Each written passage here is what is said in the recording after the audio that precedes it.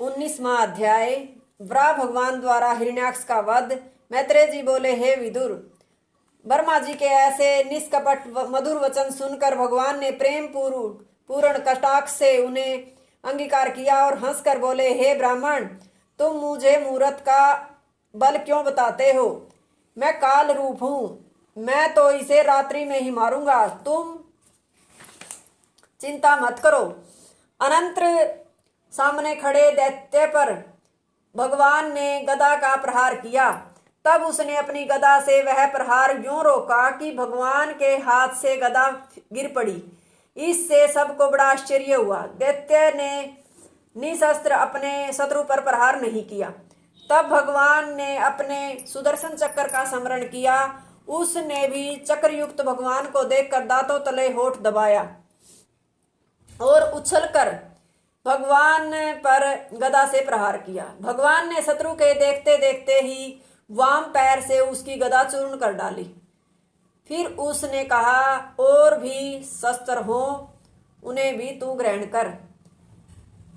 तब उसने पुनः गदा फेंक कर प्रहार किया। भगवान ने उसे हाथों में ही रोक लिया।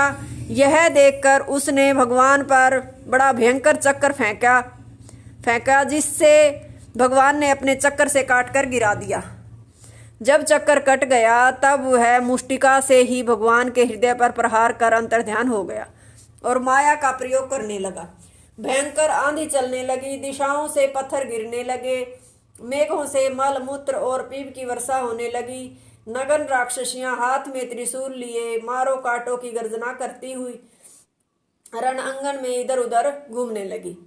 भगवान ने अपने चक्कर से इस माया का क्षण मात्र में नाश कर दिया। उस अवसर पर दीति के हृदय में सहसा कंपन होने लगा एवं सतनों से रुधिर बहने लगा। माया नष्ट होने पर दैत्य ने अपनी बाहुओं से भगवान को जकड़ना चाहा, किंतु जकड़ न सका। क्रुद्ध होकर मुष्टिका प्रहार करने लगा।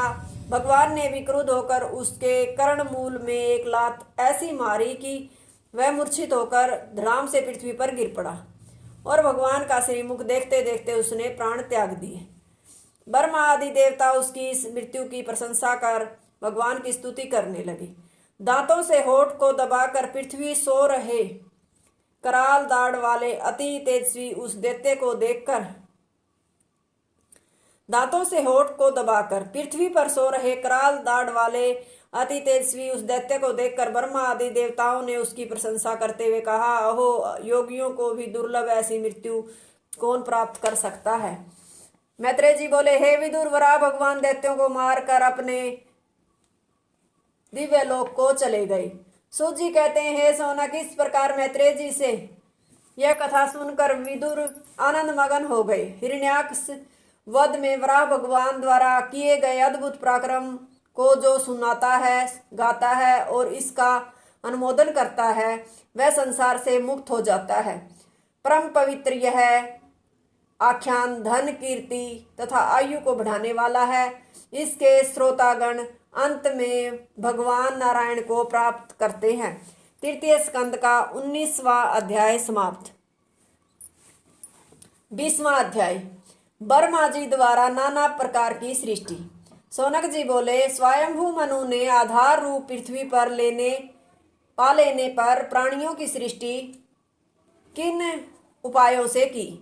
और विदुर जी ने भी मैत्रेय जी से आगे क्या पूछा? सूत जी बोले, हे सौनक, हिरण्याक्ष वध की कथा सुनकर विदुर जी बड़े प्रसन्न हुए और उन्होंने मैत्रेय जी से पूछा, हे भगवान, मनु एवं ऋषि आदि ऋषियों ने ब्रह्मा जी की आज्ञा से प्रजा की सृष्टि कैसे की?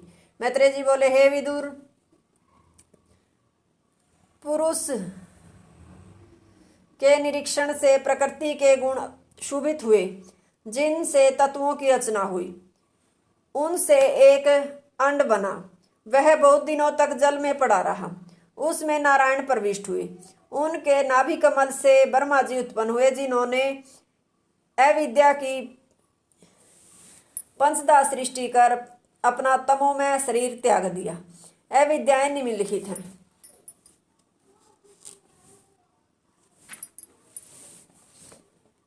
उस तमोमय शरीर से रात्रि उत्पन्न हुई।